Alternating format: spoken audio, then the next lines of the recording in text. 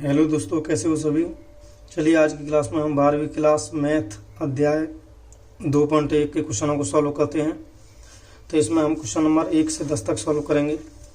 देखिए question number 1 में दिया गया है कि साइन इनवर्स माइनस का 1/2 और इसका मुख्य मान क्या होगा, यानी मुख्य मान ज्ञात करने हैं। तो देखिए सबसे पहले हम मुख्य मान कैसे ज्ञात करेंगे।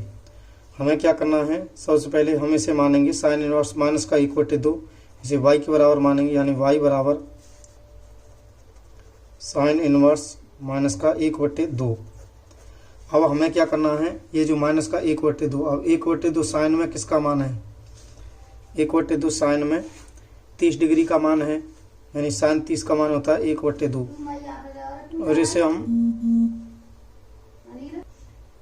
अब देखिए साइन 30 का मान कितना होता है, 1/2 होता है। हम इसे कैसे लिख सकते हैं, ये साइन इनवर्स है, तो यहाँ पे देखिए y बराबर साइन इनवर्स साइन, और यहाँ पे कितना है, साइन 30 डिग्री का मान है ये, यानी 1/2 30 डिग्री का मान होता है। तो 30 डिग्री को हम रेडियन में कैसे लिखते हैं, रेडियन में कैसे लिखेंगे, 30 गुणा π/180, इससे इसे काट देंगे, 30 छक्के 180, तो कितना हो गया π/6।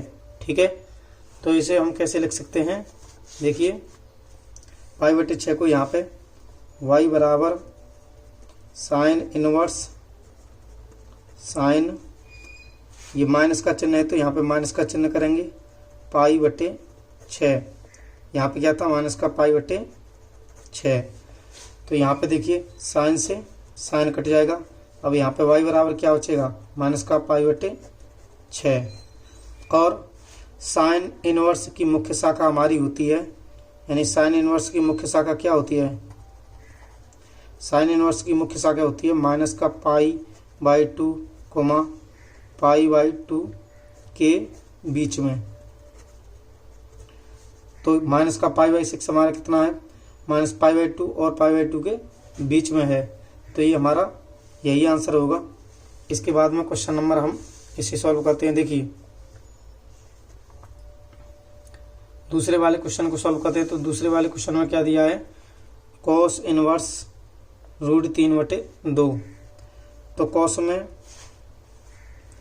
ये √3/2 कितने का मान है, यानी y बराबर कॉस इनवर्स, कॉस में √3/2 मान होता है 30 डिग्री का, तो 30 डिग्री का मान है, यहाँ पे क्या लिखेंगे कॉस, और 30 डिग्री को रेडियन में चेंज करेंगे तो कितना होता है π/6, तो यहाँ पे कितना हो जाएगा कॉस π/6।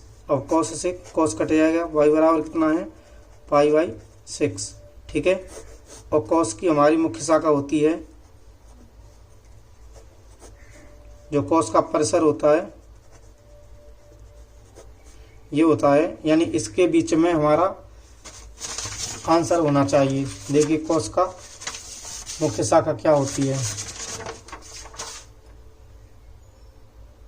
कॉस का मुख्य परिसर क्या होता है, देखिए 0 से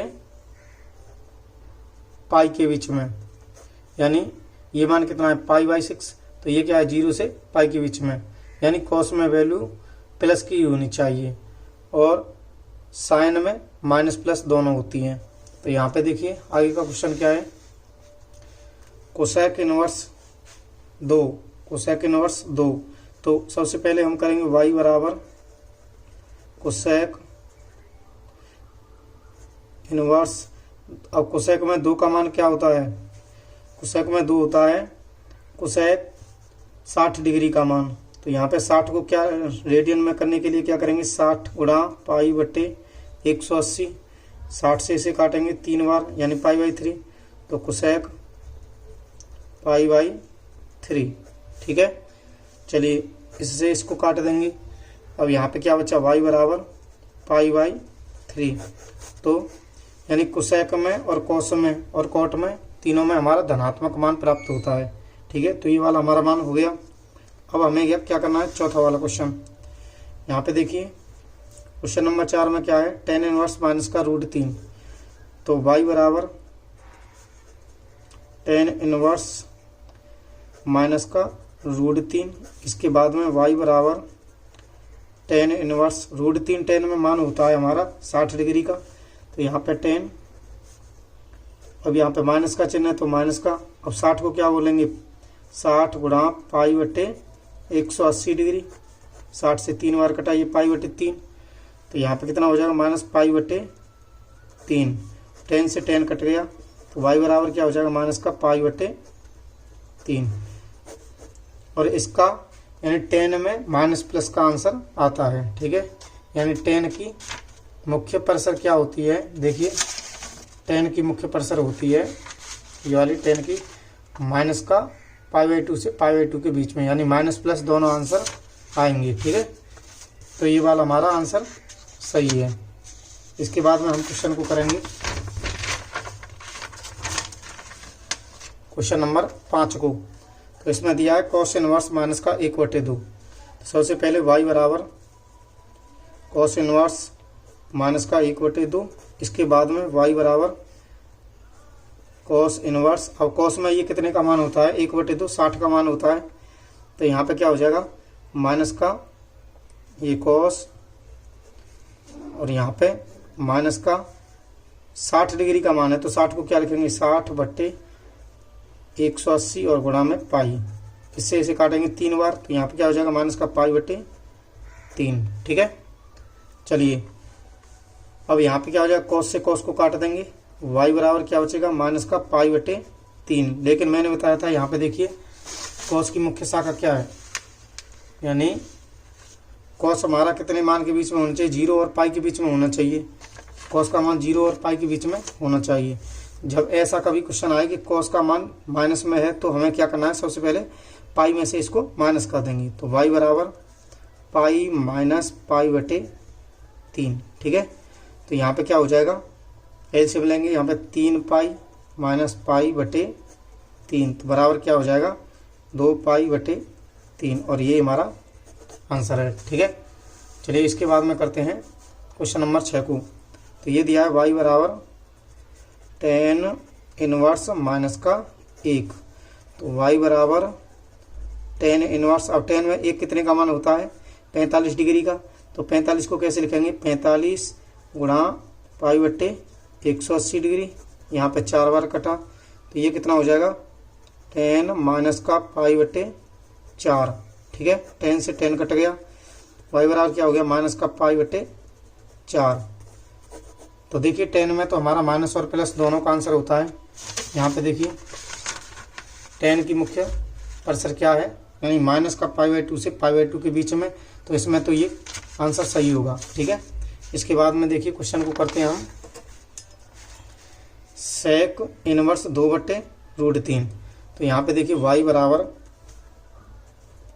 sec इनवर्स 2/√3। अब यहाँ पे y बराबर sec इनवर्स, sec में ये 2/√3 मान होता है हमारा 30 डिग्री का। ठीक है, तो 30 डिग्री का होता है, तो इसे कैसे लिखेंगे, sec 30 को देखिए 30 गुणा π/180, यहाँ से कटाइए 6 बार, तो यहाँ पे π/6। तो sec से sec कट गया, पाई बराबर कितना हो जाएगा, ये y बराबर π/6, और ये हमारा मुख्य मान है ये। ठीक है, इसके बाद में क्वेश्चन नंबर 8 को देखिए, cot इनवर्स √3 है। तो सबसे पहले हम करेंगे y बराबर cot इनवर्स √3। इसके बाद में देखिए y बराबर cot इनवर्स, cot में √3 मान कितने का होता है, 30 डिग्री का। तो यहाँ पे देखिए cot, अब 30 डिग्री को कैसे लिखेंगे, 30/180 गुणा में पाई, यहाँ पे 6 बार, यानी π/6, cot π/6। cot से cot कट गया, यहाँ पे देखिए y बराबर क्या हो जाएगा, π/6, यानी π/6, और यही हमारा आंसर है। चलिए इसके बाद में हम क्वेश्चन नंबर 9 को सॉल्व करते हैं। तो देखिए क्वेश्चन नंबर 9 में दिया है cos इनवर्स माइनस का 1/2। सबसे पहले हम करेंगे y बराबर cos इनवर्स माइनस का 1/2। ठीक है, चलिए तो y बराबर cos इनवर्स, अब cos में माइनस का 1/2 यानी 1/2 को रखेंगे हम। 1/2 मान होता है 60 डिग्री का।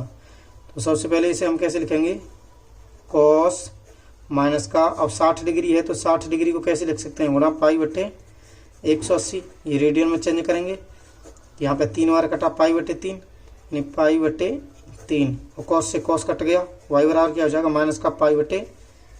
ठीक है, लेकिन हमने बताया था आपको कि कॉस में माइनस का आंसर नहीं आता, यानी कॉस की जो मुख्य परिसर है वो 0 से पाई के बीच में है।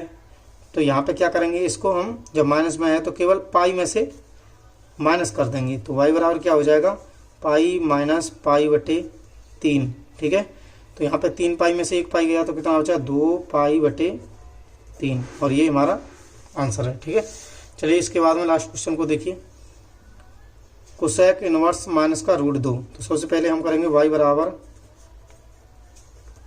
कोसेक इनवर्स माइनस का √2।